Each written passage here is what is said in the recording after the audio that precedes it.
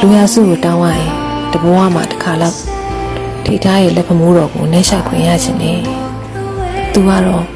ကဘာကြီးပြည့်တယ်မလို့ချစ်ခဲ့ပေမဲ့သူမကတော့ဆန်ရွယ်လေးတူးသလောက်တောင်သဘောထားခဲ့မှာမဟုတ်ပါဘူးကောင်းငင်ကိုမျောမိုးကိုခေါ်သူယူမိုက်တယ်လို့ထင်ချင်ထင်စီတော့လာမင်းကိုလှမ်းခြေကိုတန်းလို့ပန်းသချင်းတွေကြွေကြမလာပါဘူးလာမင်းလည်းသူ့ကန်နဲ့သူခြေရီလည်းသူ့ခရီးနဲ့သူလေဖားလေးမင်းအောင်ရင်မိုးရမယ်ထင်ရင်ပြီးတန်ကုန်ဟစ်မနေပါနဲ့တော့မင်းဘဝမင်းခရီးကသူတို့လိုလိုမဟုတ်ဘူးအတန်ကိုတိတ်ခေါင်းကိုညှိပ်ပြီးခက်စစ်စစ်သာနေပါတော့မိုးနဲ့မြေကြီးဆိုတာတကယ်တော့အဝေးကြီးပါဒီစာအုပ်လေးဖတ်ပြီးအချစ်ဆိုတာကိုနည်းနည်းခန်းစားသိရှိသွားမှာပါ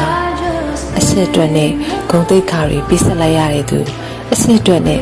အသက်ကိုပါစရိခဲ့တဲ့သူတယောက်အကြောင်းပေါ့နောက်ဆုံးအနေနဲ့တခုပဲသိစေချင်တယ်ထိထားကိုတက်ကုန်ရွက်ကုန်ချစ်ခဲ့သူတယောက်ဒီကမ္ဘာပေါ်မှာရှိခဲ့ဘူးတဲ့ဆိုတာကိုပေါ့